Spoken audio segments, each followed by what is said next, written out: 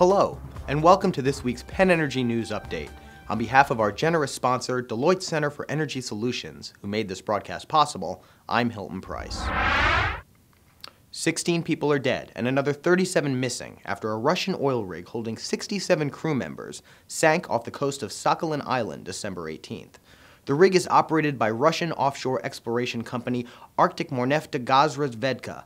It had most recently been used in a minor gas production project for a unit of Gazprom. The rig sank after hitting a snowstorm while being towed by an icebreaker and towboat. Regional authorities have already launched a criminal investigation, calling into question the decision to tow the rig during harsh weather conditions. Rescuers have recovered 14 survivors. Several empty life rafts have also been found, dimming hopes of finding additional survivors. Sakhalin Island is located near the southeastern coast of Siberia in the North Pacific Ocean.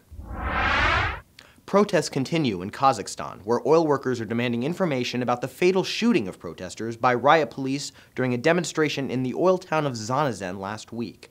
At least 14 protesters were killed, and dozens more injured, including police. Kazakh authorities say police only opened fire after being attacked by people threatening civilians. The country's president blames criminals and looters for the clashes.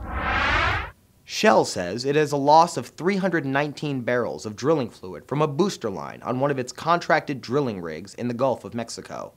The leak has been stopped, and a source with the company says there have been no safety or well control issues, and the integrity of the well is not compromised. The company says remedial action has been approved by the regulator, including temporarily abandoning the Apatomax well, pulling the drilling riser, and making appropriate repairs.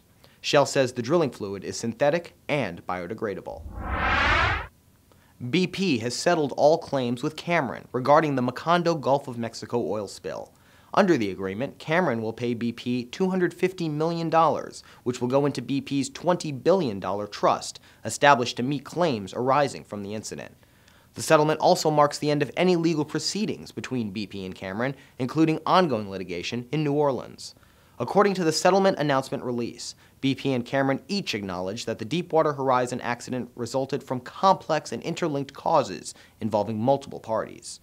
BP has also settled with MOEX and Anadarko, BP's partners in the Macondo well, and Weatherford, the maker of the float collar used at the well. To date, BP has paid out approximately $7.5 billion to individuals, businesses, and government entities. CNOOC Limited says its Zhuhai Henkin gas processing terminal in southern China has been notified about a leak in a subsea pipeline. CNOOC has shut down the production of platforms using the pipeline. The terminal is under an accelerated depressurization process, and CNOOC says no injuries or environmental pollution has been reported. Due to this incident, the company's net production will be affected by approximately 26,700 barrels of oil equivalent per day. The cause of the leak is still under investigation. Thank you for joining us this week. For these stories and more, go to PennEnergy.com.